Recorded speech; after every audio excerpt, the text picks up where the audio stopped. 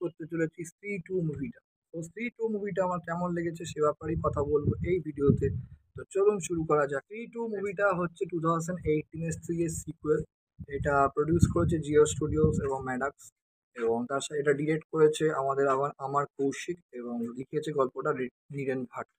এবং এই বইটায় পাঠ করেছে রাজকুমার রাও, অপার শক্তি খুরানা, পঙ্কজ ত্রিপাঠী, অভিষেক ব্যানার্জি এবং আরো অনেকে। এবং সবচেয়ে বড় কথা, এই সিনেমাটা 2018 এর স্ত্রী এর সিকুয়েল বলে রাখি। এটা ভিডিওটা পুরোপুরি হতে চলেছে একটা spoiler free honest movie review. যারা যারা এখনো বইটা দেখোনি তারা বলবো খুব তাড়াতাড়ি বইটা দেখে আসো। ভীষণই এন্টারটেন, ফুল টু এন্টারটেনমেন্ট বই হয়েছে বলবো। তো যতটা তোমরা মানে ভয় পাবে তার থেকে অনেক বেশি হাসবে আমি মনে করি সিনেমাটা এরকম। আচ্ছা, ফার্স্ট অফ অল বলি যে বুঝতে কোনো অসুবিধা হবে না।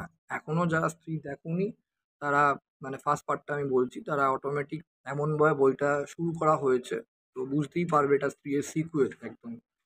তো অসুবিধা হবে না বুঝতে, একদম যেখানে স্ত্রী বইটা শেষ হয়েছে তারপর থেকেই স্ত্রী টুটা স্টার্ট হচ্ছে, একদম ওরকমভাবেই কন্টিনিউটি রেখেছে।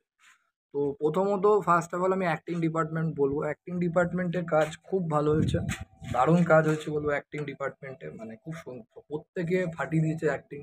স্পেশালি আমার কাছে সেরা লেগেছে অভিষেক ব্যানার্জি। অভিষেক ব্যানার্জি মানে ম্যাক্সিমাম আসার পর থেকে কমেডিটা অনেক ওপরের লেভেলে চলে গেছে, মানে প্রথমে যদি এই লেভেল থাকে এতটা লেভেল চলে গেছে কমেডি লেভেলটা। তো নেক্সট বলবো Rajkumar Rao, as always is the best, just ফাটিয়ে দিয়েছে। পঙ্কজ ত্রিপাঠীও দুর্ধর্ষ, মানে অসাধারণ। এবং আপার সাথে করে না, ওর যেটুকুনি ছিল খুবই ভালো করেছে, একটু বাকিদের জন্য স্ক্রিন টাইম কম পেয়েছে, বা যতটুকুনি করেছে ভালো করেছে। আচ্ছা, এইবার আসছি আমি ডিরেকশনও বেশ ভালো হয়েছে বলবো, খারাপ না।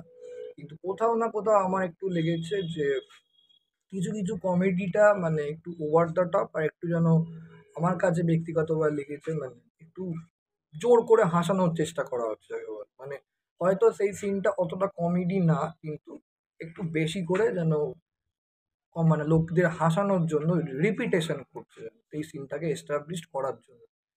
তো এটা আমার লেগেছে একটা বলবো। আদারওয়াইজ মোটামুটি যেটুকুনি ডিরেকশন ভালো করেছে বলবো।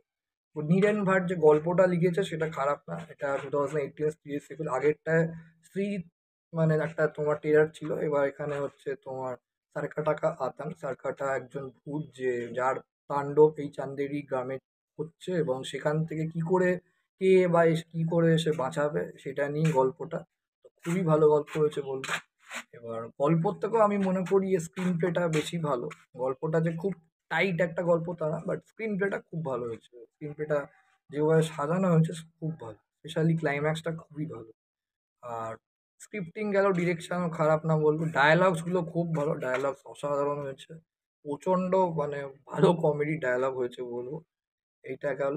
আর অ্যাকশন যেটুকুনি আছে বলবো, ক্লাইম্যাক্সই অ্যাকশনটা মেন হয়েছে, তো খুব ভালো।